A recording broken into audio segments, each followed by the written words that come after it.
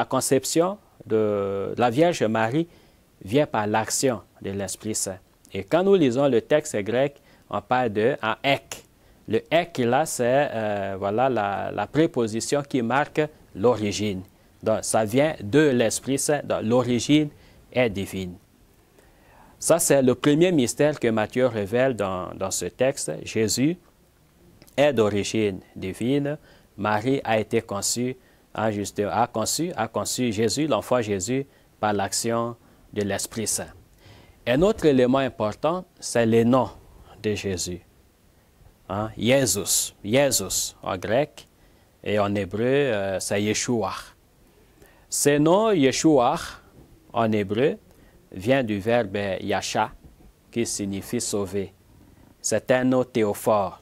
Voilà pourquoi l'ange explique « Tu l'appelleras du nom de Jésus, car il sauvera voilà, son peuple de ses péchés. » Donc, c'est un nom programme.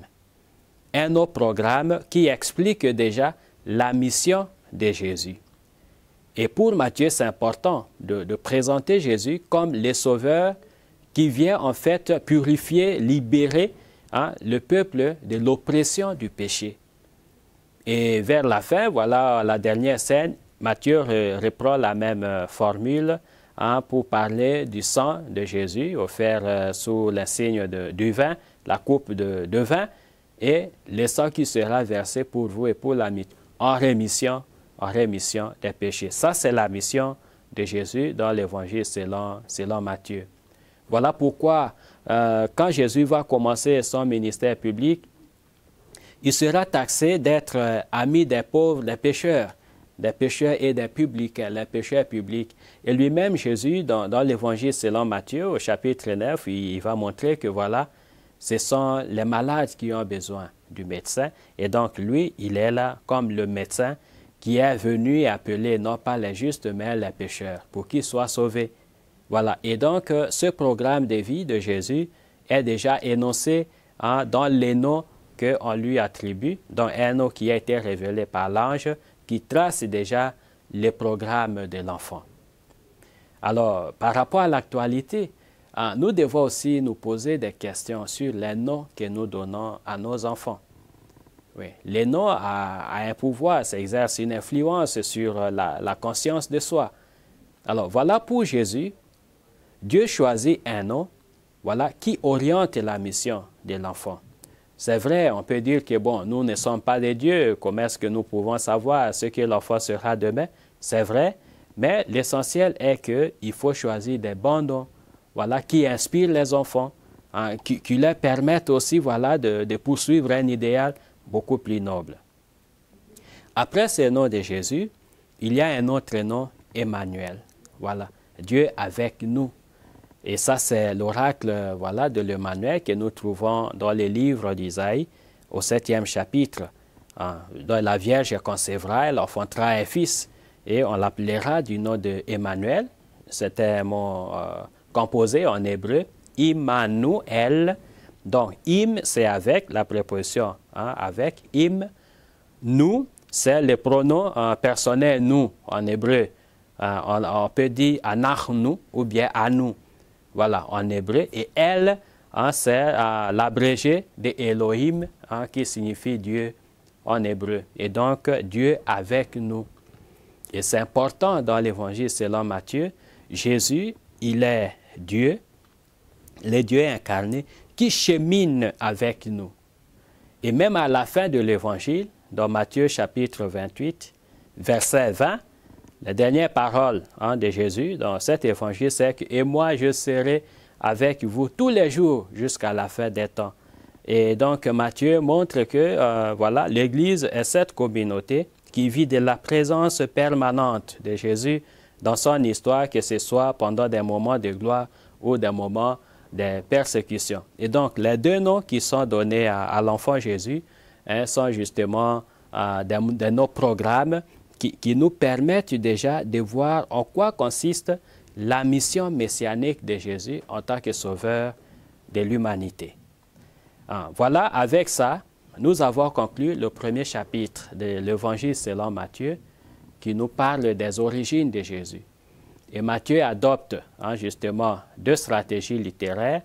D'abord la généalogie pour nous renvoyer à l'Ancien Testament, dont il résume l'histoire en trois grands moments, nous l'avons expliqué, et après cela, les origines divines de Jésus sont encore explicitées dans ce second récit où on montre que Marie a conçu en Jésus, le Sauveur, par l'action de l'Esprit Saint.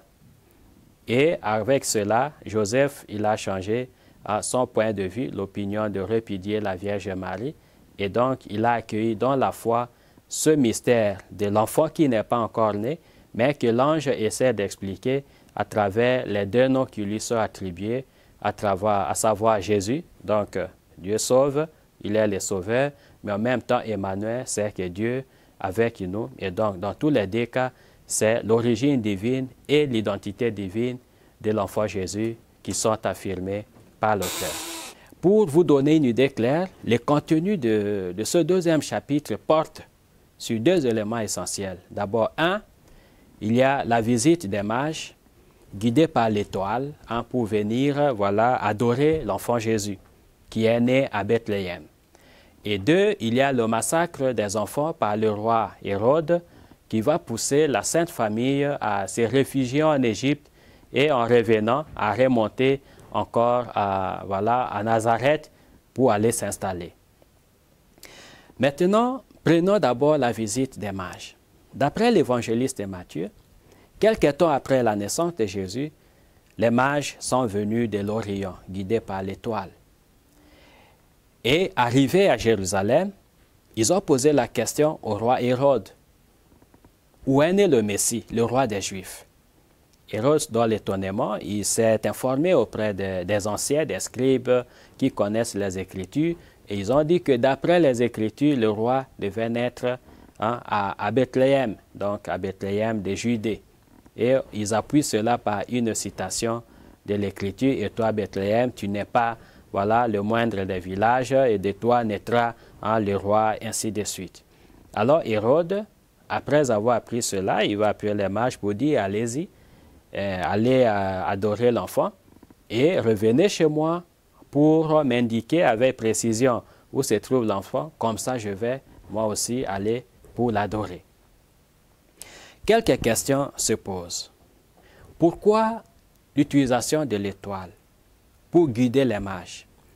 Matthieu ici aborde une question importante, à savoir l'universalité du salut. Donc Jésus, c'est vrai, nous avons vu dans la généalogie, il est né parmi le peuple d'Israël, mais il n'est pas que le sauveur d'Israël, il est le sauveur de toute l'humanité. Et voilà pourquoi Dieu se révèle aux païens. On va utiliser l'étoile parce que les païens n'étaient pas en mesure d'interpréter les Écritures. Ils ne détenaient pas les Écritures. Alors ici, il y a le langage de la nature, le langage de la nature. Et ces trois mages sont considérés comme des sages qui savaient interpréter les signes des temps, et ils ont vu derrière cette étoile justement les signes de la naissance des grands rois, et alors ils ont essayé justement de suivre le chemin guidé par l'étoile pour venir découvrir le roi qui vient de naître.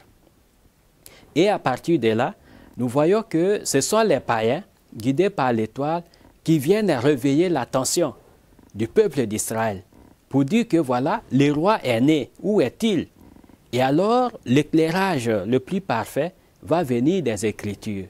C'est grâce aux Écritures que les Juifs vont préciser que le roi attendu, le roi des Juifs, il devait naître à Bethléem. De cette manière, Matthieu montre que Dieu s'est déjà révélé aux nations païennes. Il s'est révélé aux nations païennes par d'autres voies, la révélation naturelle, par l'interprétation des signes de la création. Et justement, comme dit le psaume 8, quand on voit le ciel, ouvrage de tes mains, la lune, les étoiles, ainsi de suite, notamment, ce sont des langages qui poussent l'esprit humain à reconnaître la présence du Créateur. Mais maintenant, cette révélation atteint sa plénitude dans les Écritures et avec la naissance de Jésus et la révélation naturelle auprès des païens et la révélation à Israël à travers toute l'alliance de l'Ancien Testament, viennent trouver leur accomplissement, voilà, dans la personne de Jésus, le Dieu qui s'est fait chair, il est devenu homme comme nous.